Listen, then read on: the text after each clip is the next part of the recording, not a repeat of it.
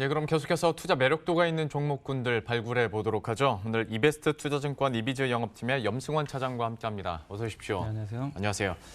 그 데이터 3법이 통과되고 나서 관련해서 금융권은 당연하고 IT나 의료기기 그러니까 이제 구체적으로 좀 뭔가 더 확장할 수 있는 사업 얘기들 참 네. 많이 하더라고요. 네. 관련한 어떤 기업들이나 또 투자 전략 준비해 오셨다고 들었는데 좀 어떤 내용입니까? 오늘은 저는 병원에서 클라우드 관련된 그 사업들이 네. 이제 본격적으로 시작이 되고 있어서 그거 좀 말씀 좀 드리고 싶은데 우리 병원에 가면 진료 기록 같은 걸 다 남기게 되잖아요. 근데 예. 아시겠지만 예전에는 다 수기로 썼잖아요. 근데 네. 요즘 디지털화해서 PC나 이런 데 저장을 하는데 물론 큰 병원들 같은 경우는 자체적으로 서버들도 워낙에 돈이 많이 들어가게 되죠. 돈이 되니까 그 비용 부담을 해가지고 서버에 저장을 해서 이런 기록들을 남기는데 사실 중소병원 같은 경우는 이 서버만 유지하더라도 굉장히 비용 부담이 있기 때문에 그렇죠. 자체적으로 하기가 쉽지 않습니다. 근데 어쩔 수 없이 기록은 해야 되기 때문에 그걸 의무적으로 남기고는 있어야 되는데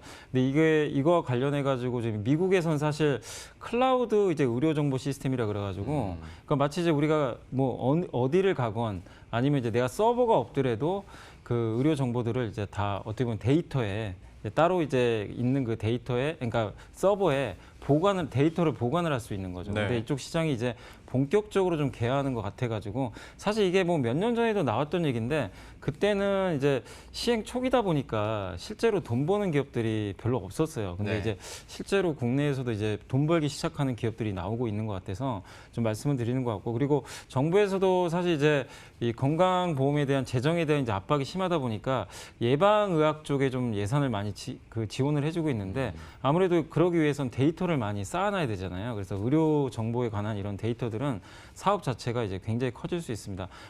나이스 정보통신이 일반적인 개인분들의 신용 정보 데이터를 정말 많이 가지고 있는데 이번에 법이 통과돼 가지고 그걸로 어떻게 보면 비즈니스를 할 수가 있는 토대가 마련이 된 건데 네. 의료 정보 가지고도 그런 서비스를 할 수 있는 그런 시대가 좀 다가왔다 이렇게 좀 말씀을 좀 드리고 싶고 여기서 핵심 포인트는 과연 클라우드 전자 의무 기록이라든가 이런 쪽의 의료 정보를 과연 서비스할 수 있는 기업이 뭔가 그거를 오늘 좀 말씀드리고 싶어가지고 좀 오늘 주제를 만들어 본 거고 예. 관심 종목으로 비트컴퓨터하고 비트컴퓨터 많이들 아실 거예요. 네. 그리고 이지케어텍이라는 종목이 있는데 두 회사가 약간 좀 같은 듯 같으면서 좀 약간 특징적인 차이는 있습니다. 그래서 비트컴퓨터는 요새 좀 주가가 굉장히 많이 올랐어요. 이게 시총이 되게 작은 기업인데 이 회사 같은 경우도 클라우드 이쪽 의료정보 시스템 많이 투자를 하면서 실적이 작년에 별로 안 좋았어요. 굉장히 좀 부진했는데 이번에 4분기 실적이 되게 잘 나왔는데 클라우드 쪽에서 본격적으로 아마 매출이 좀 발생을 하는 것으로 좀 보여집니다.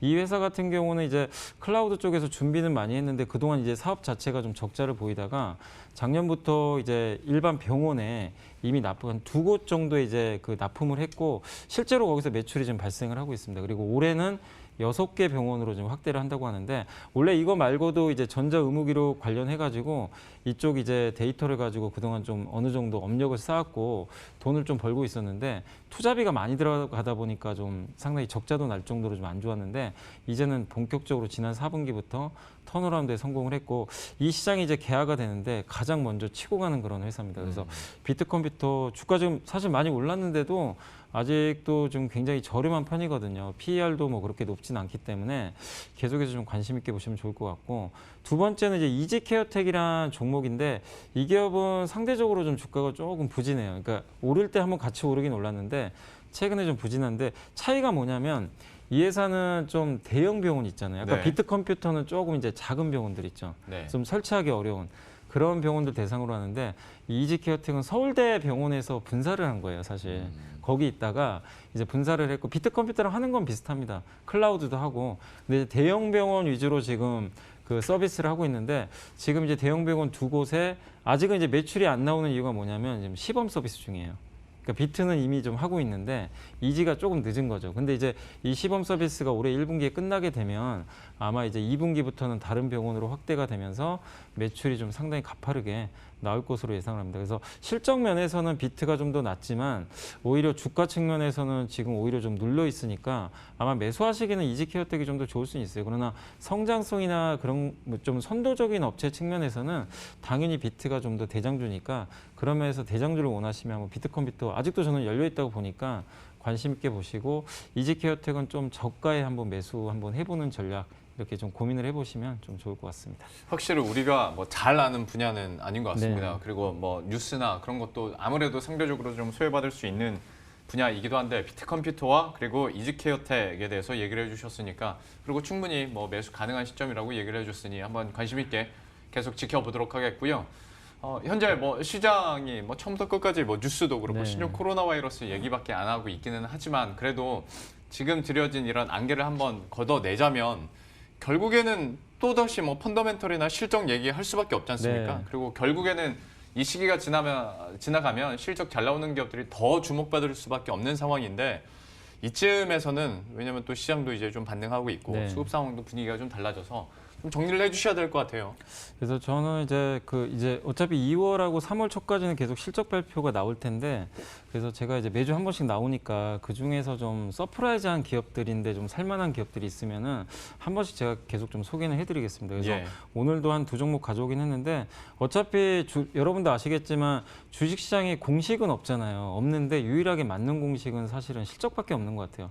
결국 실적이 좋아지고 그 방향성이 맞으면 그러니까 지금 실적이 좋은 것도 좋지만 이 방향성이 중요하잖아요. 네. 앞으로 계속 좋아야 되는데 그게 컨센서스가 다 그쪽으로 쏠리면 관심이 없던 투자자들이 갑자기 관심이 생기고 나중에 이제 열광해서 지금 엄청나게 추격 매수까지 하게 되는 그런 사태들이 발생하게 되는데 그걸 이제 우리가 PER로 이제 나타내죠. PER이라는 게 사실 낮으면 물론 좋은데 이게 높아진다는 얘기는 투자자들이 그만큼 관심이 많이 쏠린다는 얘기인데 결국엔 이익이 증가하는 기업들이 그런 것들이 나오니까 계속해서 그쪽에 포커스를 좀 맞춰주시면 좋겠고 코로나 사태랑은 사실 별개입니다. 이 실적이 좋아지는 거는 그쪽에 민감한 기업들이 어쩔 수 없지만 관련 없는 기업들은 역시나 오히려 이런 것들이 기회가 될 수 있으니까 잘 포착하시면 좋겠고 두 종목인데요. 먼저 말씀드린 건 이제 칩셋 미디어라고 우리 뭐 흔히 자율주행 관련주로 좀 많이 알려져 있는데 물론 이제 그것도 맞는 얘기지만 너무 자율주행에 함몰되실 필요는 없고 이 회사가 하는 게 이제 비디오 IP라고 비디오 이제 설계 자산인데 네. 이 동영상을 재생하거나 녹화할 때 반도체가 필요하잖아요. 네. 그 반도체를 만드는 칩 메이커가 따로 있는데 그 회사들한테 설계를 해주는 거예요. 그러니까 설계 자산을 넘겨요, 라이센스를. 마치 그 영국의 ARM이라는 기업 아실 거예요. 그 반도체 이 비메모리 쪽에서 이제 스마트폰에 들어가는 핵심 그 AP라 그러죠. 그걸 설계해서 삼성이나 이런 데 넘겨주잖아요. 그럼 삼성이 그 라이센스를 따와가지고 그걸로 이제 설계를 하는 건데 네. 그런 역할을 하는 거죠. 그러니까 비디오 쪽에서는 칩셋 미디어가 마치 그 영국의 ARM처럼 그런 역할을 하고 있습니다. 그래서 실제로 지금 이제 이쪽 시장 자체가 뭐 컴퓨터 쪽도 커지고 있지만 자율주행이라고 자꾸 불리는 이유가 요즘에 이제 자동차 안에 다 이런 멀티미디어가 들어가 있잖아요. 네. 그래서 이쪽에 당연히 앞으로 좀 장기적으로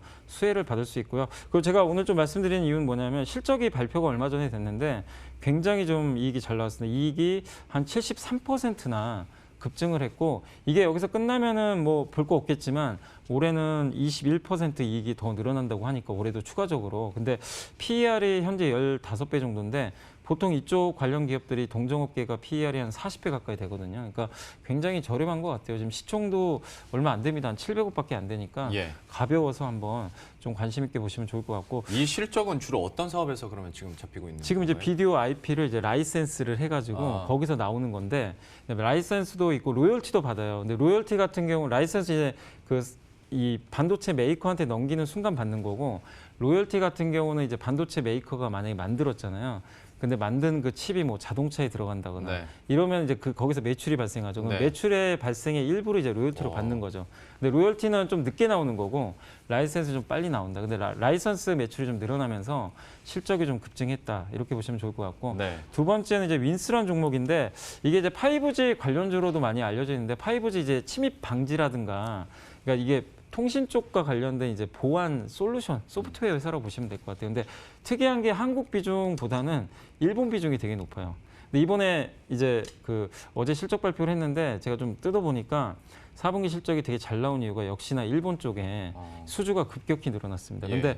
이게 보셔야 될 게 뭐냐면은 실적도 굉장히 안정적이고 근데 작년에 주가가 안 갔어요. 왜 그러냐면 작년에 일본 불매운동 때문에 네. 일본하고 이게 또 사이가 안 좋아지면 이 회사 피해받는 거 아니냐. 일본 매출 비중이 높으니까 괜히 일본 쪽에서 윈스 또 배제하는 거 아니냐. 역으로 또. 네, 그래가지고 주가 부러져 버렸어요. 실적 문제가 없었는데 그런 오해 때문에. 근데 일본에서 수주 여전히 잘 되고 그리고 올해 7월에 도쿄올림픽도 열리잖아요. 네. 그래서 그때를 기점으로 일본이 5G를 상용화를 하거든요. 네. 그러면 통신사들 투자 들어가고 보안 쪽 투자 들어가니까 윈스는 올해 굉장히 좋아집니다. 그러니까 오히려 작년에 그 일본 이슈 때문에 빠졌던 게 저는 오히려 정말 절호의 찬스라고 보고 있거든요. 그리고 실적 좋고 현재 PER도 낮고 뭐 꾸준하게 진짜 매년 성장하고 있더라고요. 이만한 기업 좀 찾기도 좀 어려운 것 같아서 윈스도 지금 어려운 장이지만 실적주는 저는 배신하지 않는다고 생각하고 있기 때문에 한번 윈스도 좀 관심 있게 올해 아마 여름 동경올림픽까지 좀 괜찮지 않을까 생각하고 있습니다. 실적주는 배신하지 않는다. 칩셋미디어와 윈스 이렇게 살펴봤습니다.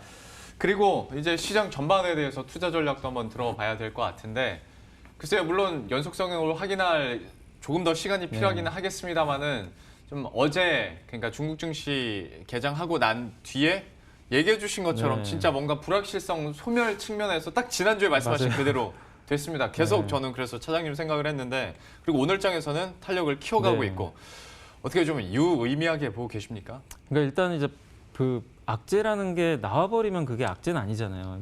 그냥 미리 겁먹는 건데 그러니까 미리 빠지다 보니까 저도 좀 놀랬던 게 10시 반 되자마자 바로 올려버리더라고요. 네. 출발하자마자 중국 시장과 상관이 없이 그냥 바로 급반등이 나왔는데 그게 이제 오늘까지 이어지는 것 같고 그리고 좀 다행스러운 게 신종 코로나가 사실 한국도 확진 환자가 늘어나지만 사망자는 없고 네. 또 우한 지역 외에는 거의 지금 많이 증가는 안 하고 있어요. 그러니까 우한 내에서만 증가하는 거니까 그게 그나마 좀 다행이지 않나. 그래서 좀 사태가 진정되는 것 같아서 투자 심리가 개선되는 것 같습니다. 근데 아직은 잠복기도 있고 우리가 더 확인할 것들은 좀 많이 남아 있기 때문에 2주 정도는 좀 더 봐야 된다고 하더라고요. 그래서 불확실성은 남아 있으니까 지금은 이제 낙폭과대에 따른 기술적 반등으로 보셔야 될 것 같습니다. 네. 그래서 지금 전략은 일단 어느 정도 2,150도 넘어가기 때문에 오히려 좀 포트폴리오 정비하셨으면 좋겠어요. 그러니까 많이 빠진 것들 중에서 반등이 나오는데 실적이 앞으로 개선되고 이런 것들은 상관없는데 아직까지 코로나 리스크에 좀 영향을 받는 기업들은 오히려 이걸 이용해서 비중을 좀 줄여놨다가 차후에 다시 또 빠질 수도 있어요. 시장은 지금 V자로 가긴 좀 어려운 상황입니다. 그거 염두에 두시고 아까 말씀드린 뭐 윈스가 됐건 칩셋미디 같이 실적 잘 나온 기업들, 중국과 관련 없는 기업들은 상관없어요. 그런 것들은 꾸준히 더 사시고 중국과 좀 밀접한데 낙폭과대로 그냥 단순히 반등한 기업들은 조금 현금을 늘리셔가지고 일단 4분기 실적주로 좀 계속 갈아타보자.